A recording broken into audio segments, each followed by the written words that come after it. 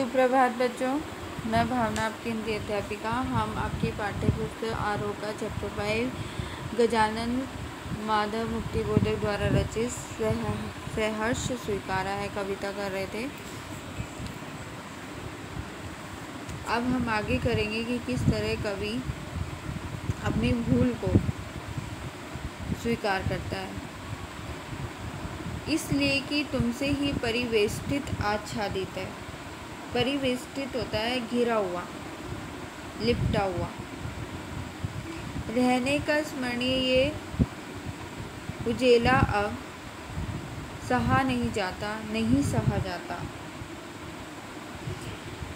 कवि क्या कह रहा है कि मैं सत्य कह रहा हूँ कि तुम मुझे ऐसा दंड दो जिससे मैं तुम्हें भूल जाने की बात सदैव के लिए भूल जाऊँ। मैं तुम्हें भूलना नहीं चाहता हूँ। दक्षिण ध्रुव पर जिस प्रकार लंबी 6 महीने के अंधेरे अमावस्या जैसी रात रहती है, उसी प्रकार की भावना मैं अपने शरीर पर, चेहरे पर और मन में प्राप्त करूँगा। अगर मैंने आपको भूलने की भूल की तो कवि क्या कह रहा है कि दक्षिण ध्रुव पर जिस प्रकार लंबी 6 महीने की अंधेरी अमावस्या जैसी रात रहती है, उसी प्रकार की भावना मैं अपने शरीर पर, चेहरे पर और मन में प्राप्त करूँगा। मेरा शरीर, चेहरा और मन तुम्हारे प्रेम से ही उसी प्रकार घिरा है जिस प्रकार अमावस्या का अंधेरा दक्षिण ध्रुव पर घिरा रहता है। मैं उसी अंधकार के समान अपने में छिपा लेने वाली प्रेम भावना को झेलूं और उसी से पूरी तरह नहा जाऊं। इसका कारण यह है कि तुमसे घिरा रहना, तुमने ढका रहना प्रकाश के समान है। मैं इस प्रकाश को सहन नहीं कर पा रहा हूँ। यह उजाला बहुत सुंदर है, परंतु मुझसे सहा नहीं जा रहा है। तुम्हारी ममता बादल के समान है।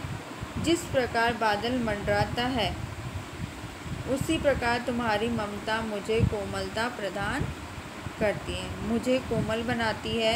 ये कोमलता मेरे मन को पीड़ा से भर देती है। कमज़ोर और अक्षम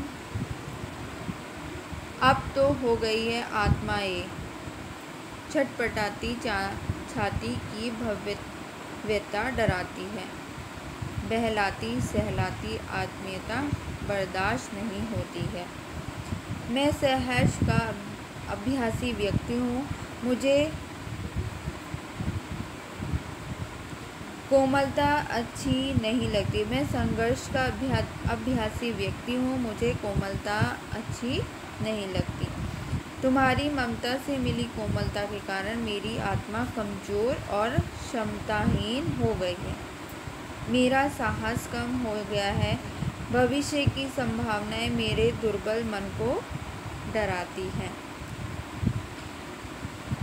भविष्य की संभावनाएं मुझे बहलाती हैं और धैर्य बंधाती हैं। यह तुम्हारी ममता और तुम्हारे अपनेपन का प्रभाव है। इस कारण तुम्हारा अपनापन मुझे सहन नहीं हो पा रहा है।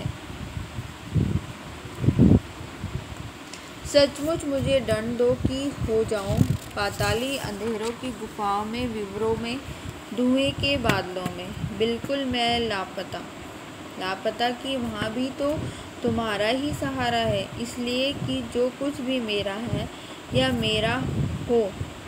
मेरा जो होता सा लगता है, होता सा संभव है, सभी वे तुम्हारे ही कारणों के कार्यों का घेरा है, कार्यों का वैभव है। अब तक तो जिंदगी में जो कुछ था, जो कुछ है, सहर्ष स्वीकारा है, इसलिए कि जो कुछ भी मेरा है वह तुम्हें प्यारा है।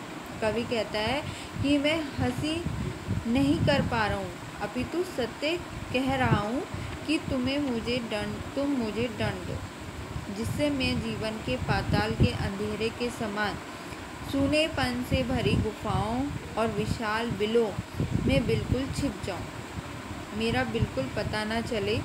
तुम्हारे प्रेम का दंड पाकर मैं धुएं के बादल और पाताली अंधकार वाली गुफाओं में छिपकर संघर्ष से बच जाऊंगा और केवल तुम्हें ही स्मरण करता रहूंगा। उस नामी में लापता होकर भी मैं अकेला कहाँ रहूँगा। मुझे वहाँ भी तुम्हारा ही सहारा होगा। मुझे तुम्हारे सहारे का कारण यह है कि जो कुछ भी मेरा है और अथवा मेरा जो कुछ भी होने की संभावना है वह सभी तुम्हारे कारण है। बिना कारण के कोई कार्य नहीं होता है। तुम कारण को और मेरे पास जो कुछ है अथवा हो सकता है वह कार्य है। कारण और कार्य भिन्न नहीं होते।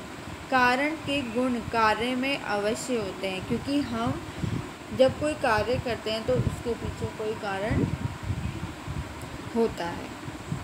इसलिए मेरा सब कुछ तुम्हारे कारण ही हुआ है। यही कारण है कि अब तक मेरे जीवन में जो कुछ था वह मैंने प्रसन्नतापूर्वक स्वीकार किया है।